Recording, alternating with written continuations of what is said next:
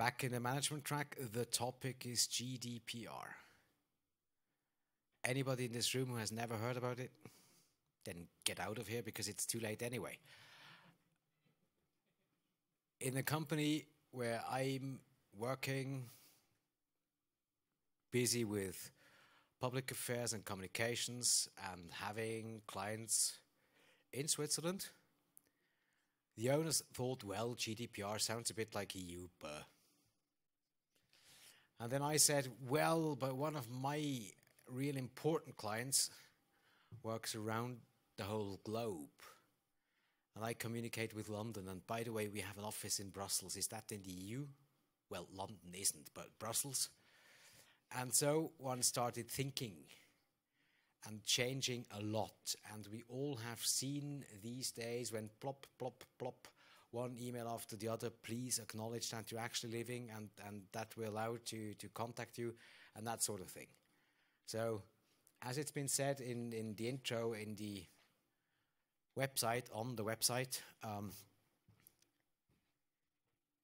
something has been going on. Something has changed. Because we have been forced to change by lawyers who wrote GDPR. And with that, I hand over to Nicolas Vernaz. Thank you. Welcome, everybody. We try not to sleep after lunch, which is not an easy task. But anyway, so today I will try to speak about GDPR again. 6 months later, so if we start. So the GDPR has been ongoing for quite a while now. I think the discussion started a bit prior 2012. It has been ongoing for 4 years, adopted. And then since May this year, it has been enforced, meaning that you had the time to get compliant and now you shall be compliant. Let's see what it is about. So this is what people see usually when we talk about GDPR. We just get used to use only 1/3 for screen because all those disclaimer, cookie things and so on the website. Voila, this is a bit the visible thing that we see with GDPR. So let's deep dive a bit on the results that we can see. So first, let's talk about France, not because I'm French, but because the authority there is quite active. So in France, we see that there are more than 4,000 complaints already, 742 notification of violation, meaning that you have seen a violation and you just notified the regulator about it.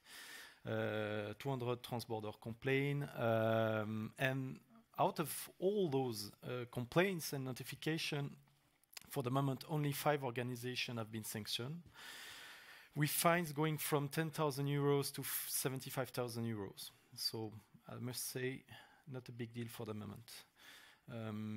Few organizations have received, let's say, notice to become compliant. So it's the step before the fine. If they don't get compliant within the timeline, they're going to get a fine.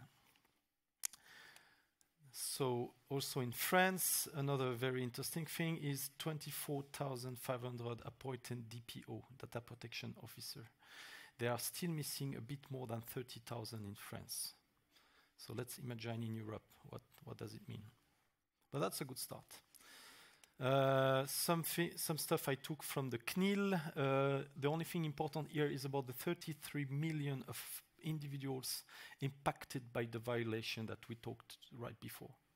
So almost half of the French people have been more or less impacted by the leaks, by the breaches. Very important statistics. The issues that have been met is mostly about confidentiality. Very little about this availability and a little even less about integrity. So lessons learned, it's all about confidentiality of the data. That's normal. We are talking about leaks and data becoming available on internet. Ireland is a funny one because there was Facebook. Facebook have breaches every 2 weeks. The last one to date is about 50 million of individuals. And the authority in Ireland has decided that they're going to make an investigation around that. So maybe there is a start of something going on for Facebook. Germany, one thing is that they've decided to pursue the ECANN for data minimization violation. And the other very interesting thing is a statistic that I got from a German authority is that they're estimating that only 25% of organizations are compliant, whereas most of the others are not started or are only ongoing few activities. And this is about Germany, the most strict country in Europe. The law in Germany before GDPR was the most strict. And very important, in red, compliance work has been underestimated by organization. You will see that it will come again and again in my slide. Portugal, that was a funny one because this one is quite new. It has been reported last week. The Barreiro Hospital have granted access to too many administrators. As you can see, a bit around 1,000 administrators have access to the data of the patients. And very funny because while investigating around that, meaning that we found that too many people have access to too many data, and while investigating, they discovered that the security around that was very poor. So they got a first fine of 300,000 euros for these access control misuse. And then they got another fine of 100,000 euros for the security failure.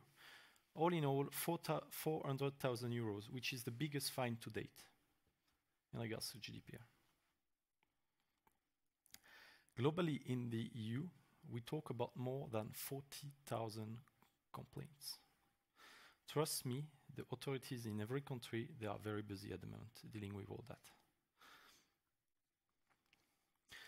Outside EU, I could have put everywhere, but let's just say outside EU, we see that there are massive breaches.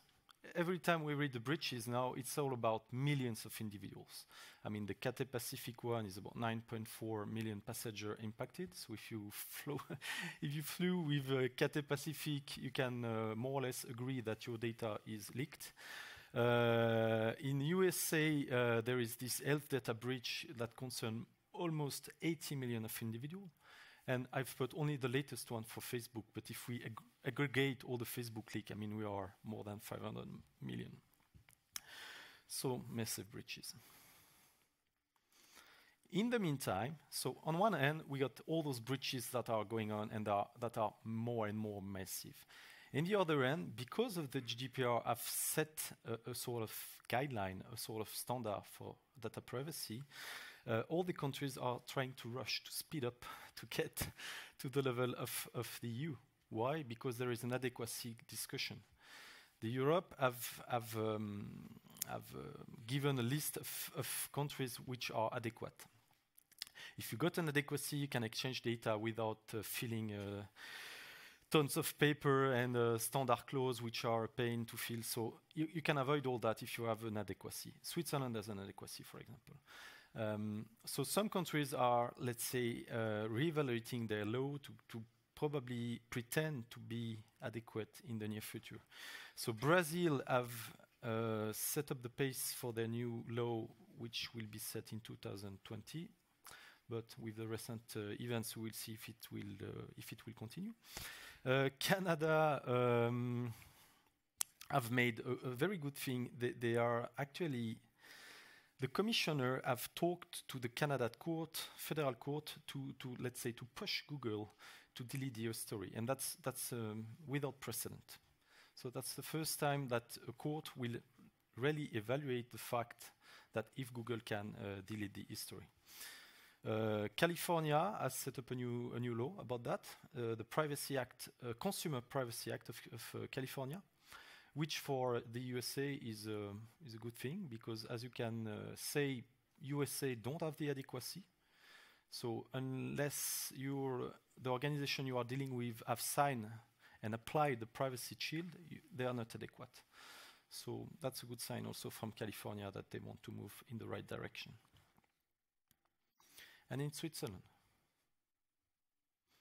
So in Switzerland, as a reminder, because I still got those questions coming around, Swiss organizations that offer goods or services to EU people are subject to GDPR, because I still got those questions that they come to me. Meaning that most of the companies in Switzerland are subject to GDPR. That being said, we got a law, which is the FADP, Federal Act on Data Protection, or LPD for the French-speaking people. It is under under revision. What happened is the Federal Council, they submitted a draft to the Parliament last year, September, and then the Parliament said, not that fast. So we are still waiting 1 year later, because we are end of October, that the Parliament finally decide what will be done with this full revision of the FADP. No news yet. If anybody has a news in this room, you can talk. But the last one I got is from August, and it's still a big fight between the left wing and the right wing, with those who want, those who don't. Anyway, there is a risk for adequacy in Switzerland, because the current law is still considered as adequate for the EU, but the level of adequacy can be dropped if there is a case, if there is a federal case. If a Swiss company make a big breach and that goes into the court, at some point the adequacy can be deleted, and that could be a big mess. That's why there is a bit of urgency of getting the law revised, but our parliament seems to be fine with this. In Switzerland, what I've seen so far is that big organizations have more or less all started their compliance journey. When I say big organization, I will talk about the big banks or the big pharma, or they have started something. Some of them, they are almost in a self-improvement mode. So it's DPMS, it's Data Protection Management System. It's the equivalent of ISMS, an Information Security Management System. So when you are like very mature, you can do a data protection management system. So some of them, they are almost there.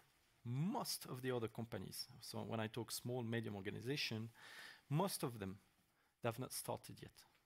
Or they're only doing their inventory of processing activity, which is the first piece of work you have to do. But most of them, they are still asking me, am I concerned, or can I make something to avoid to be concerned, So that's a bit a problem. So that was a very quick, because I don't have much time, overview of all the things that happens within Europe and in Switzerland. What I can say here is that the regulation has been applied. Most of the countries have speed up and increased the power of their authority. 40,000 complaints, so the authorities are now dealing with that. But in France, the CNIL, we talk about 300 people. They can deal with many complaints.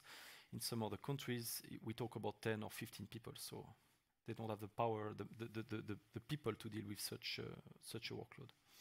So let's see what are the challenges. I always take this one in all my slides, all my presentation. Don't believe that I make you compliant software vendors or anybody. GDPR is not about a software, it's not about a tool, it's about getting your organization with the right processes and understanding where data is processed and how you process that. Maybe some tools can help, and I'm super fan of some tools that can ease my life, but a tool will not make you compliant. Very important. That being said, what are the challenges that I see? We still have a lot of questions around which governance to apply. Should I put, and especially for Switzerland, should I appoint a DPO? Yes, no. If I don't appoint a DPO, should I appoint an EU representative in the countries where I am present?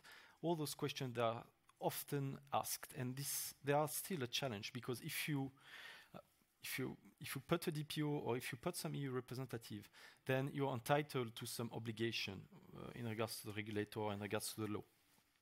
So that's why many organizations are still struggling with which organization should I put in place to manage this data protection / data privacy thing. For those who have decided to appoint a DPO, there are big challenge of finding a DPO. As I told before, data protection officer, this is my, is not a lawyer, it's not an IT guy. In the best world, it's a sort of business analyst that can talk to the lawyer, that can talk to the IT people or security people, and that can talk with all the business holder. So it's more a super project manager or super business analyst, however you call it, but not necessarily a lawyer, because he will have the great difficulty to talk to IT people and to some other functions, whereas CISO or a pure IT guy will have also some difficulties to discuss with some other business functions. So great difficulty to find DPO. And also we can see that not many, so Lyon, in Lausanne, in Geneva, we see that some training are starting to be created, but yet not full speed. So the speed that we create the DPO is not as sufficient to cover the needs. How to complete an operational ready inventory? Very important point. The regulation asks you to Article 30 to complete an inventory of your processing activity, meaning that you understand what you do with your data, where is it coming from, why you process it, do you have a legal ground, blah, blah, blah, which software hosts that, and so on.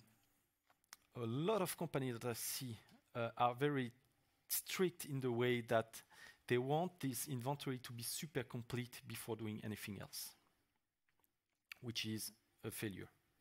You have to be iterative. You have to start small again and again and again until you got an inventory that will look like something. That's why I talk about operational ready. I like this word. Operational ready is, I mean, this inventory is ready to be used, is something that I can leverage on, but it will maybe miss some elements because it will be done on the next iteration. How to transform it into opportunities.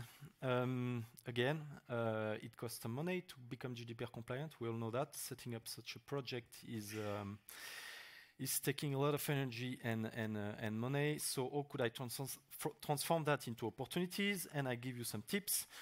You can differentiate yourself from the other companies because you are GDPR compliant. You are taking care of personal data, whereas the competitor is not. This is one opportunity. And also, because you do this exercise, because you deep dive on where is personal data processed in my organization, then you will better know your organization. You will better know how personal data is managed.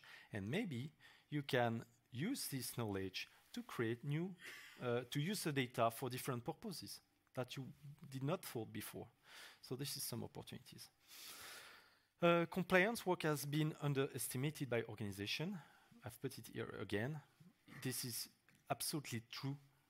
All organizations believe, we don't talk about smaller one where it's a quick job, but most of the organization, they believe that it's just about getting a privacy policy on the website and a cookie disclaimer and end of the story.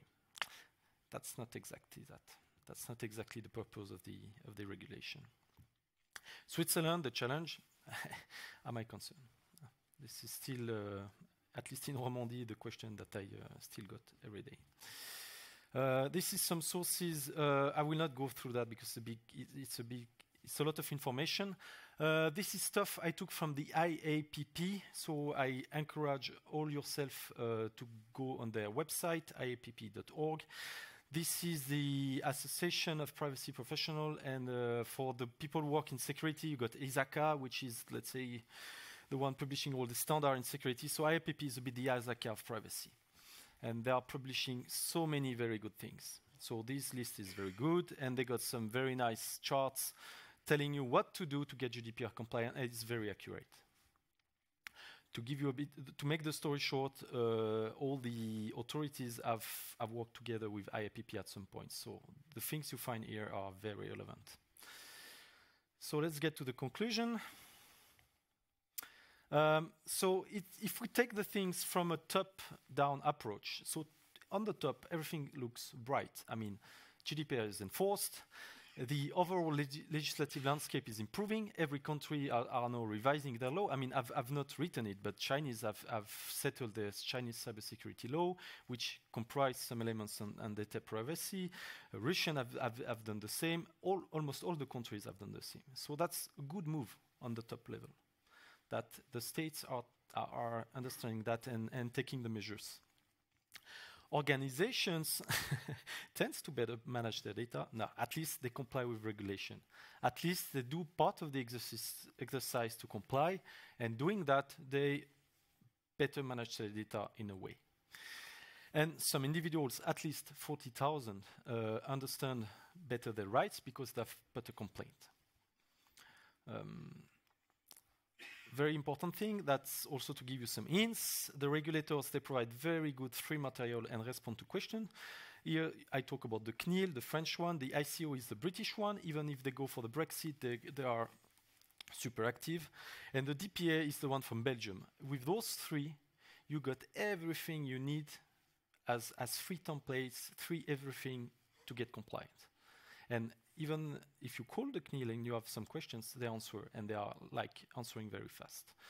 And they organize a lot of events and so on. So the authorities are doing a very great job. So we talked about the top level, which is going not that bad, but on the bottom one, that's where I see a big gap. Generally, breaches are still unseen. I mean, look at the breach I just talked before. 80 million, 70 million, 20 million, and nobody cares. I mean, we read that in all news every day, and nobody cares. So there's still, and that's what I put on the fourth bullet point, there's still a paradigm change to be done. Because as long as we're going to say that, oh, Facebook again lost 50 million of data, we don't care. I mean, as long as we will continue like that, that will not work. So the awareness at the bottom level is still to be done. We miss the first big hit. So this Pereiro Hospital is a start, but we still miss this big 4% of annual turnover big hit, you know, that will probably kill a company, and then everybody will take that very seriously. But it's not yet here. And as I said, the organization still have the change to comply. I mean, they do the minimum to be compliant, but they don't change their paradigm in the way that why do we process data and why do we process this data? And also, as a user, all those cookie disclaimer, all those things, the ticks, they are still very annoying. I mean, if I listen to my wife, she just tell me why there is all those things that I have to click. So I told her, you have to read before you click, but it's not yet done. Okay. So that's a bit the thing. On the top level, we see good things going. On the bottom level, a lot of work still to be done. I have a good parallel that I always use. Is that with, you know, I'm very active also with the awareness with the children, because I got two, and I'm very concerned about that.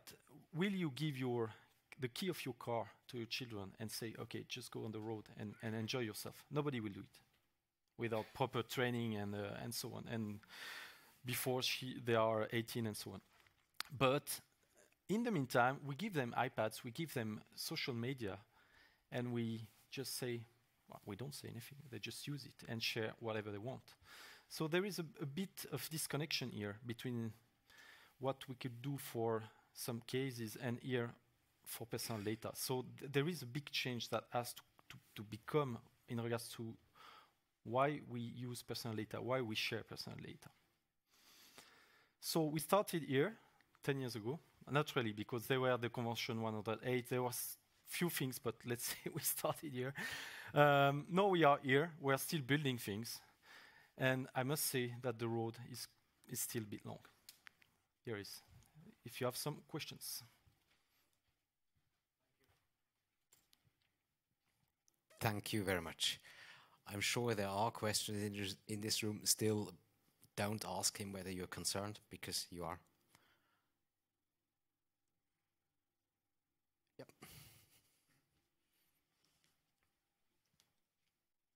Hi, thanks for the speech. It was very interesting. Just one question. I thought the situation is maybe not that bad. We have a lot of regulations from FINMA in Switzerland for pharma companies. Yes. But is this not enough protection already, or does it concern other data as well? Of course. I totally agree. I mean, the FINMA is doing great with their circular or cyber threats and so on. We got pharma regulation. So yes, but it's only concerning organizations which will do the necessary things to get compliant. But here I am talking about your wife, your daughter, or anybody outside this room that have no clue about what GDPR is and are still sharing everything on Instagram and Facebook. You know, that's where I think we miss an element where probably at some bigger levels at the politics, maybe there is a need for an impulsion, a move to get this knowledge into the schools and into everybody's knowledge.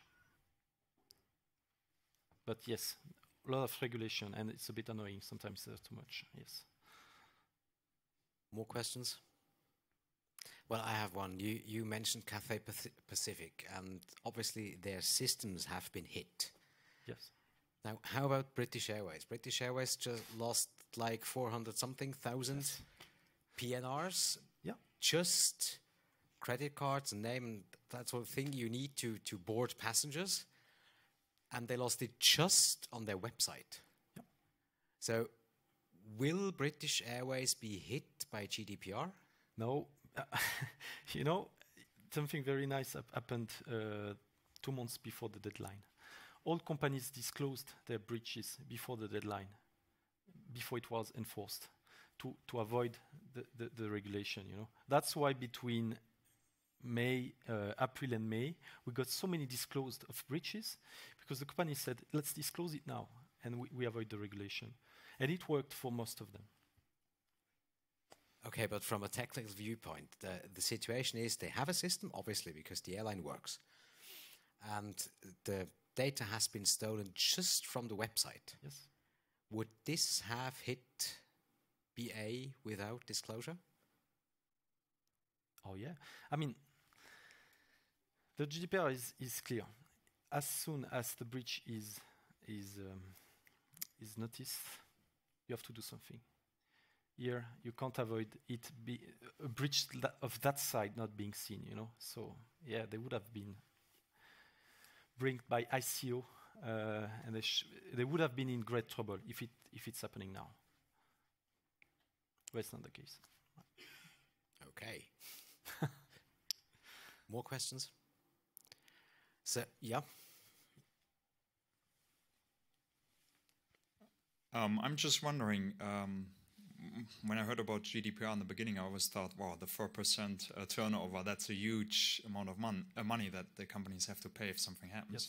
And what you just have shown is that hasn't taken place. So I'm just wondering, what is the rationale or the logic, how much money a company, the amount of the fine that a company has to pay if something goes wrong? Is that individually decided by a court, or how does it work? So in the regulation, it's quite well described. There are certain levels of sanctions. So first you get a sort of warning, then red flag, then yellow flag, red flag, and then the fine is only the 6 out of 7 or 5 out of 6. I can't remember exactly. And then the last one is like they will restrict you from exchanging data with EU. So that's why we've already reached like the low levels, because the breaches were, let's say, the companies showed evidence of willingness to